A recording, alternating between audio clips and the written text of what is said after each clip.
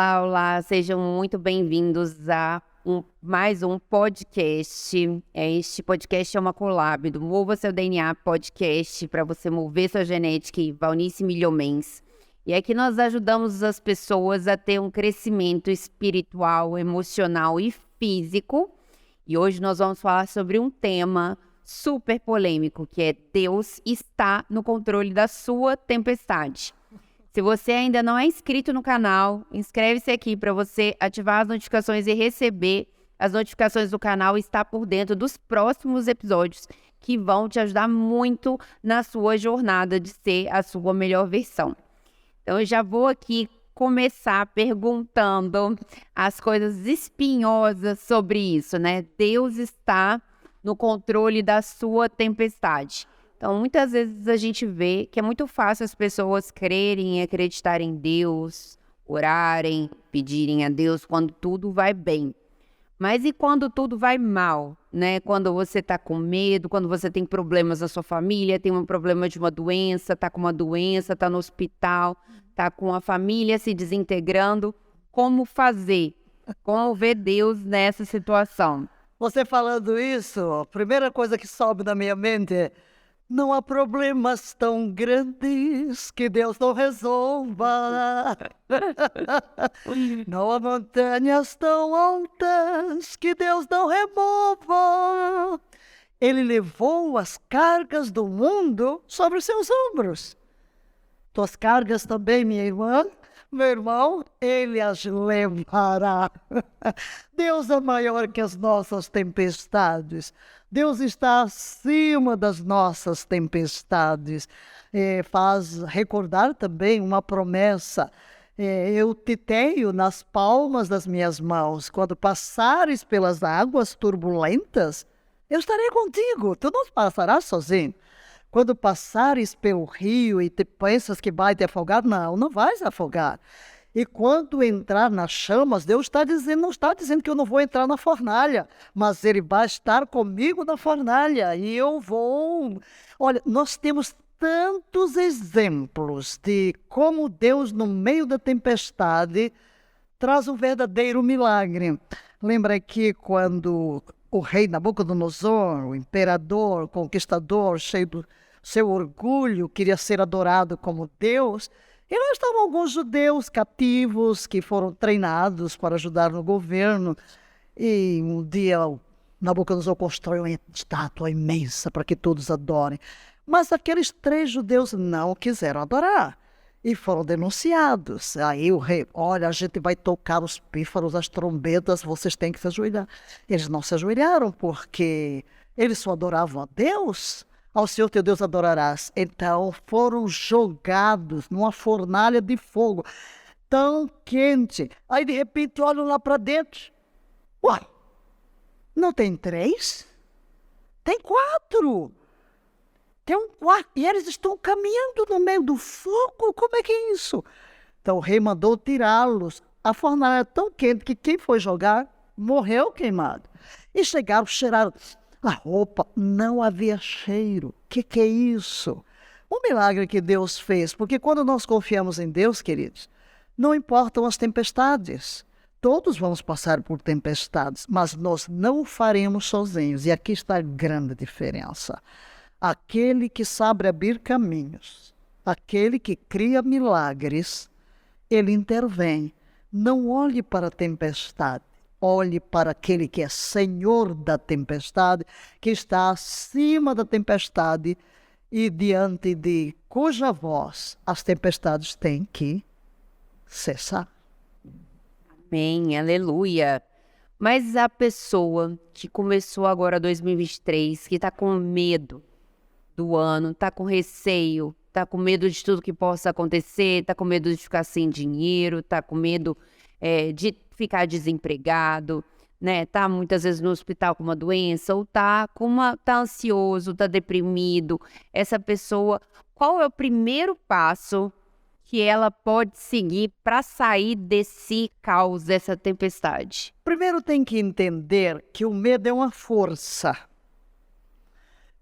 controladora. Ela é o oposto da fé. Nós temos que remover gatilhos negativos e substituí-los. Porque você não consegue apenas remover, você tem que colocar algo no lugar. A mesma força que me impele ao medo é a que me impele à fé. Só que a visão muda. Por que eu tenho medo? Porque eu estou antevendo algo que não aconteceu ainda. Eu estou fazendo uma previsão negativa. Estou trazendo o futuro para o presente. Eu não sei nada sobre o futuro. Não posso antevê-lo. Eu não posso trazer o futuro para governar o meu presente. Eu tenho memória do passado. Não tenho controle do futuro. Eu tenho que viver o meu presente. Então, a forma de vencer é viver o presente. E nesse presente, buscar em Deus a força. Eu tenho um Deus que cuida de mim. Por que eu vou pensar que o amanhã... Eu tive uma experiência ainda bem jovem, com 17 anos, porque eu tinha um chamado para ir para um seminário, mas eu não tinha dinheiro para ir pagar os estudos, não tinha nada. E chegou o dia de estar no seminário, eu estava lá na cidadezinha pequena, nem tinha permissão da minha mãe. E eu pensei, uau, Deus não me chamou, Deus não falou para eu ir, mas eu não tenho dinheiro, não tenho nada. E aí eu abri um livro que tinha meditações diárias, como aquelas que eu publico, né? Uma para cada dia. Eu abri o caso, aí estava escrito assim: há muitas pessoas que querem ver o futuro a léguas. Mas se Deus conduziu até aqui, porventura não continuará a fazê-lo se você venceu até o dia de hoje. Você está vivo até o dia de hoje. Você está saudável até o dia de hoje. Porque você acha que amanhã Deus não vai cuidar de você. Aí vem uma frase que governou a minha vida desde então. Basta-te cada passo para veres a glória de Deus. Eu só preciso ver cada passo sabendo que eu não estou só, que em todas as coisas eu sou mais que vencedor, que Deus guardará os meus pés de serem presos, que Ele já deu ordem aos anjos para me guardar em todos os caminhos. Então eu não vou ver em temor, por quê? Porque eu não vou trazer o futuro que eu não vejo e que eu desconheço para o presente. Eu vou viver em cima de princípios, de valores, de promessas e de uma comunhão de um Deus que cuidou de mim no passado e nunca deixará de fazê-lo. Muito bom. Então, um dos primeiros passos também é um passo de cada vez, né? Claro! Porque a pessoa muitas vezes tem medo, tem receio, e ela fala, eu preciso tanta coisa que eu não sei nem por onde começar. É um passo de cada vez, um passo, como eu disse, nós não sabemos o futuro. Então, você tem que se concentrar no hoje. Viva o seu hoje da melhor forma. Quando Jesus ensina a orar o pão nosso de cada dia, não é o de amanhã, dá-nos hoje, dá-nos o pão de cada dia. Então, quando eu me concentro no que eu tenho que fazer hoje, no que Deus me deu hoje, dando o passo de hoje, eu vou dando um passo de cada vez. E há um exemplo muito interessante, né? Quando o povo, aí a tempestade, realmente uma grande tempestade, o povo sai do Egito, todo fugindo, lá vem Faraó com todas as suas tropas, e o povo para na frente do mar. E agora? Os exércitos de Faraó vão nos esmagar. Olha o medo. Olha a tempestade. Um exército poderoso, junta de escravos. Eles não têm luta, eles não têm armas, não têm nada. Ali estão crianças, ali estão mulheres, ali está todo mundo. E o que vamos fazer? Aí Moisés diz, Senhor. Aí Deus diz assim, por que tu clamas a mim? Dize aos filhos de Israel que marchem. Aí alguém vai dizer, marchar para onde? Para dentro do mar? Marcha, né? Marcha. Então ele levanta. Mesma coisa quando atravessaram o Jordão. Deus diz, põe o pé na água. Mas e a água? Isso é muito bom, você reforçar. Porque muitas vezes, as pessoas pedem a Deus, mas ficam esperando que Deus faça por elas. Não, põe o pé. A água só se abre se eu puser o pé. Eu sei que Deus está comigo. E olha, cada um de nós, eu já disse no outro podcast, que Deus colocou uma lâmpada dentro de nós. Todos nós temos essas intuições, viu? Siga essas intuiçõezinhas. Não siga aqui a sua cabecinha, porque a nossa cabeça é influenciada pelos 5 sentidos. O que eu vejo, o que eu ouço, o que eu palpo, o que eu toco. Mas a realidade espiritual e o que nos governa não está aqui fora, está lá dentro. Então siga essa intuição.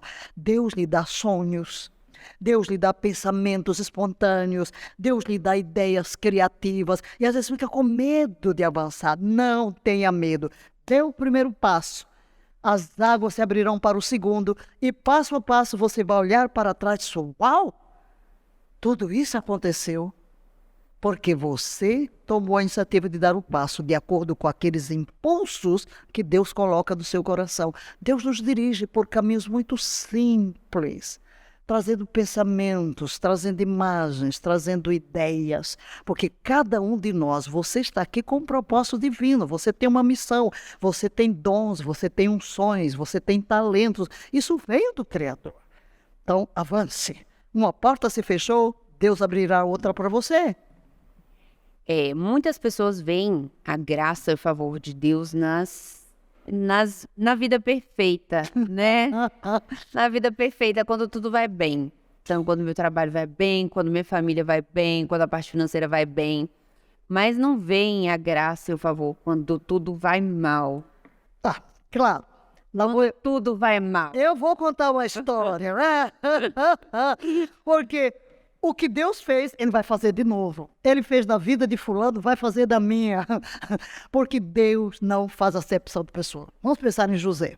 José tem sonhos. Os sonhos extraordinários, sonhos de governo. Ele tem sonho de que a lua, o sol, 11 estrelas se curvam diante dele. Aí todo mundo interpreta, o quê? Que sonho doido. Os irmãos ficam com raiva dele. Olha o sonhador. Aí um dia, o pai o tinha como filho preferido, deu uma roupa muito bonita, cheia de cores. E ele foi lá para ver os irmãos. Aí disseram, lá vem o sonhador, vamos matá-lo. E vamos ver o que vai acontecer com os sonhos dele. Olha aí. Tudo mal. E vai lá, ele inocente, é jogado. Aí um diz, não vamos matar. E um deles pensou, vamos jogar aqui nessa cova. E esse que disse, vamos jogar na cova, pensou, depois eu tiro. Vamos jogar na cova. Aí veio uns ismaelitas lá do Egito. Aí disseram, vamos vendê-lo. Ok. Aí vende como escravo. Lá vai José, arrancado do seio da família do pai, que o tinha como filho preferido, porque era o primogênito da mulher amada, por quem ele trabalhou 14 anos para poder casar com ela. Desse filho querido, vai vendido como escravo. Aí ele chega na casa de Potifar. O favor de Deus está com ele como escravo. Não é o filho querido, mimado, um escravo. Mas o favor de Deus está com ele. Por quê? Porque ele tinha uma atitude positiva dentro dele, uma confiança em Deus. Ele procurou dar o melhor como escravo. Mas aí a mulher de Potifar se engraçou dele, queria adulterar com ele, e ele fugia, até que um dia ela agarrou no manto dele e ele foi fugir. Aí ela ficou zangada e disse que ele estava querendo violentá-la. Potifar mandou para a cadeia. A prisão de Faraó, do rei Faraó. Preso. Olha lá, mais tempestade. Onde é que está o favor de Deus, todos os sonhos? E onde é que foi? Deus me esqueceu. O que é que ele fez na prisão? Foi o melhor prisioneiro. O favor de Deus estava com ele. Ela achou graça dentro do carcereiro. E o carcereiro colocou para administrar tudo ali dentro. Aí um dia tem lá um prisioneiro do rei, o padeiro, o copeiro do rei. Saul teve um sonho. Aí contou o sonho e ele diz, em 3 dias você vai ser restaurado e voltar a ser o copeiro. Aí o padeiro também, que estava preso, contou o sonho dele. E ele interpretou, disse, em 3 dias Faraó vai suspender a sua cabeça. Aí ele disse para o copeiro, lembra-te de mim lá, porque eu estou aqui numa prisão, não fiz nada. Ele esqueceu dele. Fica lá, passam os 2 anos. Aí é Faraó que tem um sonho, chama todo mundo para interpretar, todos os magos do Egito, ninguém sabe. Aí o copeiro, lembro dos meus pecados, tem um prisioneiro no capitão da guarda que está lá e ele interpretou o sonho. Faraó manda chamar, olha, Faraó manda chamar, troca a roupa, vai lá, apresenta-se, Faraó. conta o sonho, ele interpreta o sonho de Faraó, dá conselho para Faraó. Olha, vai ter 7 anos de fome, mas depois de muita fartura, depois vai vir 7 anos de fome. Então aconselha Faraó que construa armazéns em todo o Egito, armazém de trigo, para quando chegar a fome. Aí ele fala para os conselheiros dele: vamos encontrar alguém mais sábio do que esse homem? Em quem está o Espírito de Deus, então você é o administrador. Pumba, coloca-o como governador, primeiro-ministro. E nessa época é como se fosse o presidente dos Estados Unidos, né? O Egito era o país mais famoso. E depois todo mundo ia lá, depois o pai, né? Uma longa história. Mas o que eu quero dizer é que parece que ele ia numa escada descendente. Poço, vendido como escravo, traído, não é? Caluniado injustamente, preso injustamente. Mas isso que parece aos olhos das circunstâncias um caminho de derrota, de tempestade, Deus está por trás, construindo algo para o cumprimento do sonho primeiro. Ele é governador de todo o Egito. Seus irmãos vêm e se prostram diante dele e Deus o usa para salvar toda uma nação, que é Abraão e todos os seus descendentes, e os colocam no melhor da terra.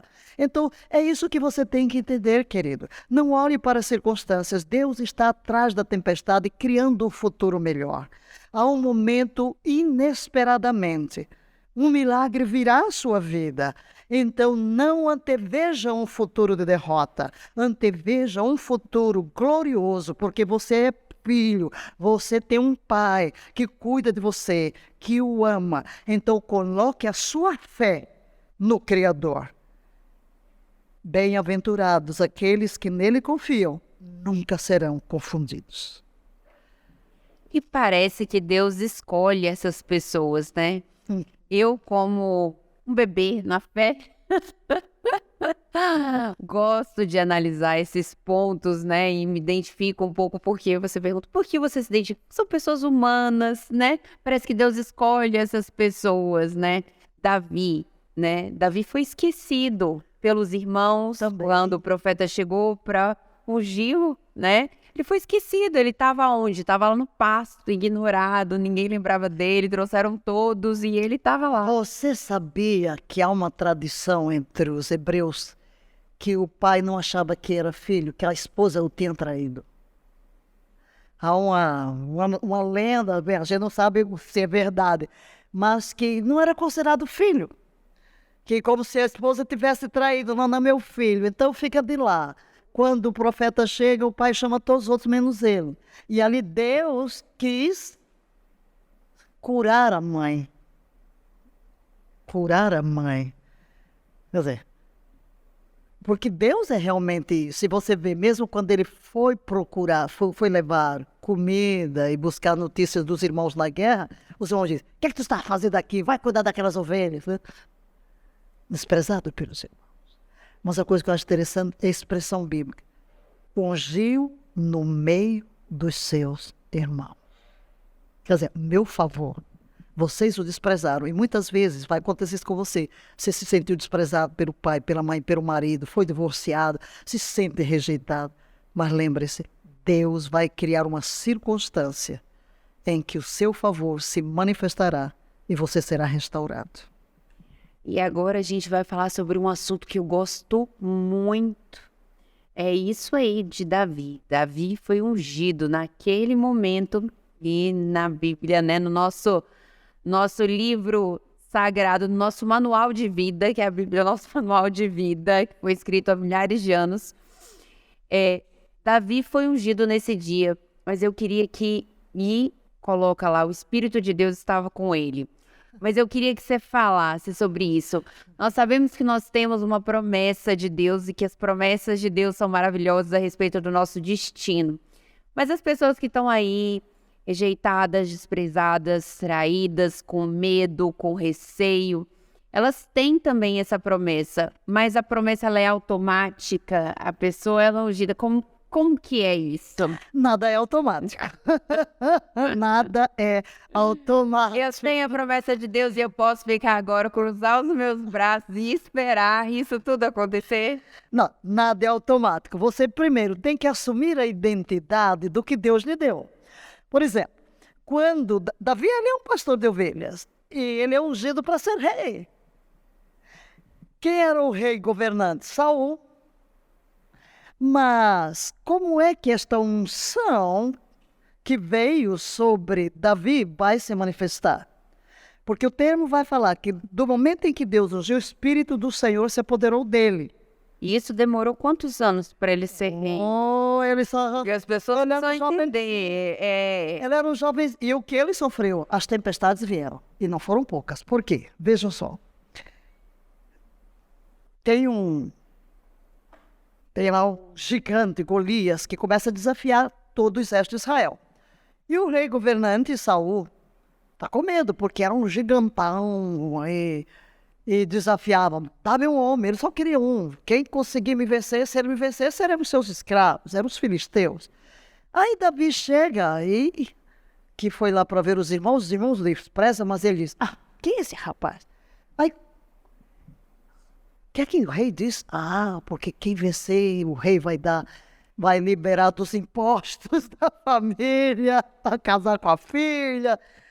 Aí ele diz, quem é esse circunciso? Aí Saul manda chamar. E ele diz, eu vou. E ele, mas tu és tão jovem, um adolescente. Ele diz, não, olha, eu cuido das ovelhas lá do meu pai. Quando vem o urso, eu vou, eu estrangulo o urso. Vem o leão, mato o leão. Opa, rapaz, e assim eu vou fazer com esse circunciso. Saul põe a armadura, ele não consegue andar. Diz, não, Deus não sei usar esse negócio não, vou assim mesmo.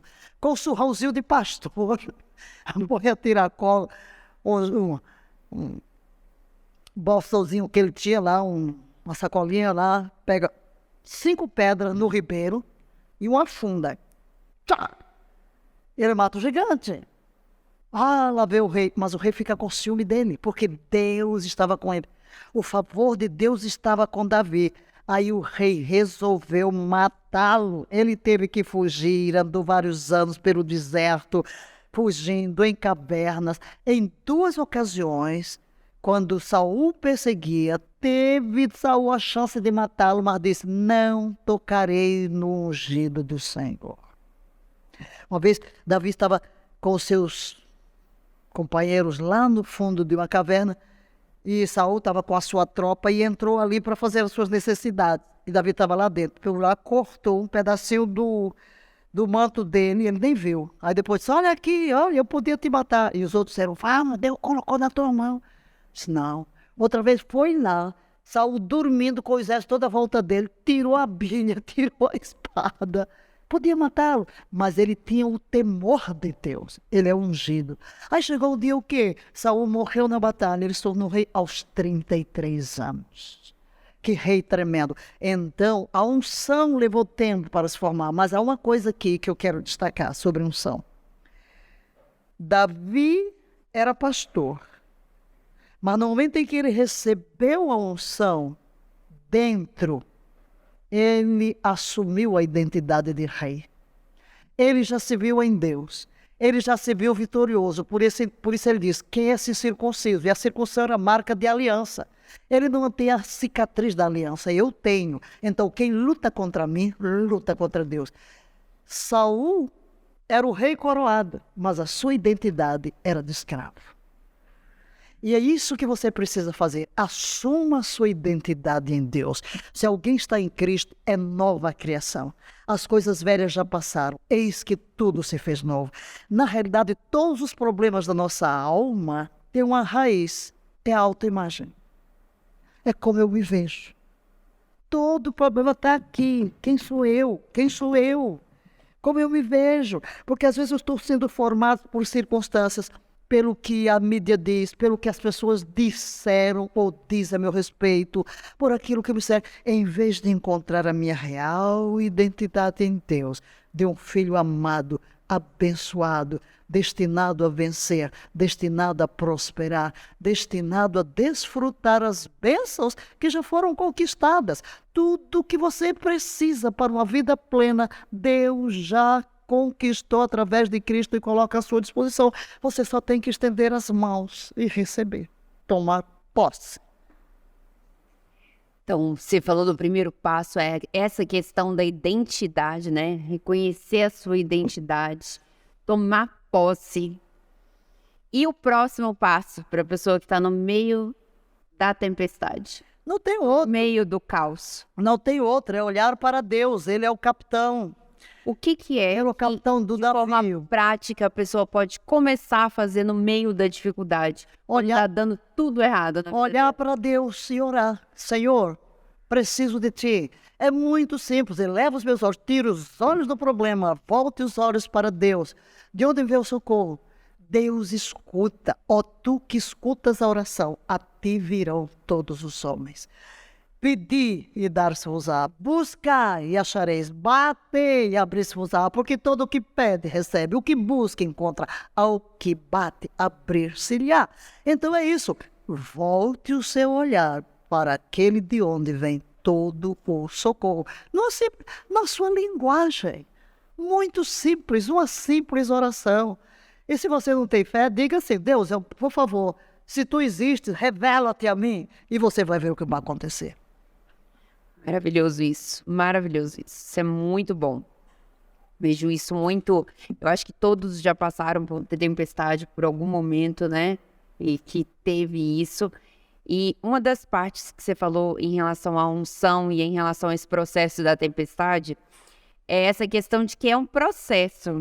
Processo. Né? Processo. Assim como a saúde é um processo, o espírito é um processo, a alma é um processo, a gente tem um manual, isso é um processo. Sim. Não é eu pedir hoje, Deus me responde, não, 2 minutos, tá? Até porque você vai começar a conhecer uma pessoa. A fé vem pelo ouvir. E o ouvir a palavra. Eu não posso crer em algo que eu desconheço. Então, quando eu começo a me expor às promessas, eu vou tomando posse. E é uma experiência atrás da outra. Por exemplo, eu falei sobre quando eu tinha que ir para o seminário e Deus me dá, basta-te cada passo para veres a glória de Deus. Eu fui para o seminário. Eu tinha dinheiro? Não tinha. Eu levei 2 cruzeiros, que na altura, foi em 65, dava para comprar a saia da farda. Quando eu chego no seminário, o seminário dava bolsa de trabalho para as alunas que não podiam pagar. E então, ia fazer trabalho de bolsa para pagar o seminário, que era interno. E eu tinha 2 cruzeiros e cheguei, fui informada, falta o tecido da saia. Então, à espera. Aí chega um dia, eu estou saindo, tocou a campainha do almoço e era a tesoureira dizendo, missões mundiais, março, missões mundiais. Aí veio meu coração, eu queria dar uma oferta. Só tenho 2 cruzeiros. Foi lá, peguei os 2 cruzeiros e dei. Fiquei sem nada, 0. Ao chegar no refeitório, a dentro do seminário diz, Valnice, o tecido da saia chegou. Reúna as colegas, às 2 horas vão comprar. O que é que eu tinha? 0 oró. O que é que eu disse? Basta ter cada passo para veres a glória de Deus. E na minha cabecinha de adolescente, 17 anos, eu pensei, cada passo? Quantos passos eu dou num minuto? Tranquila, almocei como se nada, nem questionei nada, basta de cada passo. Porque eu entendi, Deus me chamou, é porque vai cuidar de mim, não vou confessar a ninguém uma necessidade minha. Olha, isso foi em 65, até o dia de hoje, eu não bati na porta de ninguém para falar de uma necessidade, porque eu entendo que o Deus que chama, o Deus que provê. Então, eu falo de cátedra, tá? São décadas dessa caminhada. Aí, a secretária diz, Valnice, passa na secretaria. Abria 1h30, tem uma carta para você. 1h30, falta meia hora para comprar a saia. Eu estou tranquila aqui só. Basta de cada passo para ver a glória de Deus. E não vou falar com ninguém, que todo o dinheiro que eu tinha, eu dei para missões. Aí, quando eu abro o envelope, não tinha carta, tinha 2 cruzeiros. Aquilo foi suficiente para comprovar que eu podia fazer tudo quanto Deus me mandasse. Então eu comecei crendo para 2 cruzeiros. Você vai acreditar que chegou um tempo em que nós pagávamos $120 mil por mês no Ministério da Televisão, sem pedir dinheiro a ninguém, sem nunca fazer um empréstimo, sem ficar devendo nada. Por quê? Porque Deus, você olha para Deus, o Deus faz o resto. Eu já descobri, meu filho, deixa os problemas com Deus. Quando alguém me pergunta, eu disse, isso é problema de Deus, não é meu. O meu é fazer o que Deus mandou. E o problema de Deus é suprir. Então, um passo de cada vez. Aí a minha fé foi crescendo. Eu criei para 2 cruzeiros, depois eu criei para mais, eu criei para mais. E hoje, meu Deus, o que é que já aconteceu na minha vida? Eu posso falar de cátedra. Tire os olhos do problema, olhe para Deus, dê um passo, você vai crescer, é um processo, porque você vai de fé em fé, de vitória em vitória, de glória em glória. E é importante ter esse processo, né? Enquanto você está nesse processo, não se contaminar com as coisas negativas, né? Não ouvir as coisas negativas e contaminar suas emoções, seus pensamentos com tudo aquilo. Não, você tem uma visão, a visão... Não se aparta dela. Não se aparta. Por isso eu gosto do texto, né? Visto que temos a rodear-nos tão grande nuvem de testemunhas dos que venceram, né? Vamos nos embaraçar de tudo que nos rodeia, de tudo que é prisão. Tira, como quem vai entrar numa corrida, tira todo o excesso para correr bem. Olhando firmemente para Jesus, o autor e consumador da fé. Então, olhe, não tire os olhos do alvo, não tire. Isso eu posso dizer, é o que tem ocorrido na minha vida, não removo o olhar. Deus disse, é por aqui eu sei que vou, não vou olhar para as circunstâncias. E Deus nos conserva. Todos passamos por tempestade. Vai pensar que eu não tenho passado por tempestade? Imensas, mas elas nunca me tragaram, porque eu aprendi desde cedo que você tem que olhar para Deus. É uma coisa muito linda na história que você contou, na história de Davi, né? É que muitas vezes as pessoas não enxergam, e nós não enxergamos, na verdade, que Deus está nos forjando em todas as circunstâncias, né? Nas dificuldades, nos problemas. Ele está nos formando para o que nós temos por vir, né? Pela frente. E aí eu deixo com você um pensamento de Valnice, um provérbio de Valnice. Deus, na sua economia divina, não permite experiências desnecessárias, mas no meio de todas elas está forjando em nós a identidade apropriada para cumprirmos os 100% do propósito que Ele tem para a nossa vida. É isso, se Davi tivesse pensado, olha, eu sou só um pastor de ovelhas quando foi ungido, né? Deus estava forjando nele a identidade de rei, né? De cuidar de pessoas, a mesma coisa também Moisés, né? Também a gente vê. Então, por que muitas vezes, durante as circunstâncias que acontecem, às vezes as dificuldades na nossa vida, às vezes a gente não consegue enxergar? Podemos estar sendo forjados, né? Formando uma identidade que é uma identidade muito importante que a gente, uma característica muito importante que a gente desenvolva no futuro. Eu muitas vezes falo, né? O ano passado eu comecei montei uma clínica em São Paulo, 2 clínicas em São Paulo. E muitas vezes falava com você, né? Olha, parece que Deus está me fritando no asfalto, de prédio de trás, né? Sair de um lugar tranquilo, pouco trânsito, para pegar 4 horas por dia. Então, muitas vezes a gente não enxerga, né? A gente perde os olhos da visão, da missão e olha para o problema. Então, eu queria que você deixasse um conselho prático para uma pessoa que está vivendo um momento ruim, né, na sua vida, agora em 2023, que pode fazer ela realmente mudar de vida. Eu vou sempre voltar ao primeiro ponto. É o modo como você vê. Veja-se agora. Eu vejo um mundo com um propósito.